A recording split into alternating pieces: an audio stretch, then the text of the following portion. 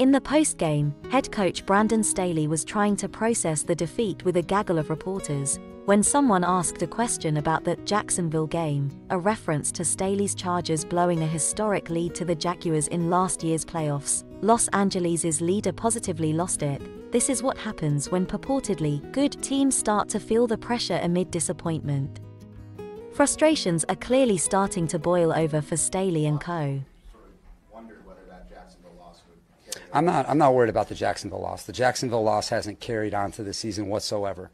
If you've seen our training camp or you've seen the way we played in the first 2 games, it hasn't had an impact on our team whatsoever. Our team is connected. Our team has played its heart out in 2 games, and we've lost 2 tough games. But it has nothing to do with the Jacksonville game. And if you ask anyone in our locker room, it has nothing to do with the Jacksonville game. And that's just the truth. It's a convenient storyline for you and for everybody else, but it's not the truth. We've lost 2 tough games, but the guys in that locker room, the men in that locker room, they are finishers and they have what it takes, and we're excited to prove ourselves.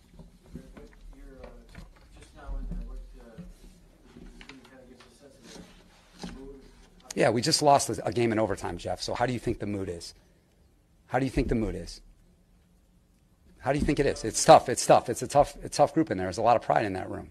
Okay? And we put a lot into this, and we got a good football team. And so we've lost 2 tough games. We've got to bounce back, learn from our mistakes, and be ready for Minnesota. All right, guys. Honestly, I can understand Staley's gripe. If anyone's still running with some kind of narrative about the Chargers after a playoff game last January, it's probably not fair. That said, that kind of game lives up to the Chargers' infamous franchise precedent of choking at the worst possible time. And in a pivotal year for Staley especially, it'll be hard to dodge the aftermath of that devastating night for Los Angeles. No one's going to move past it when the team still hasn't won a game since. 2 weeks into a new season, the Chargers are already in disaster mode. What else is new?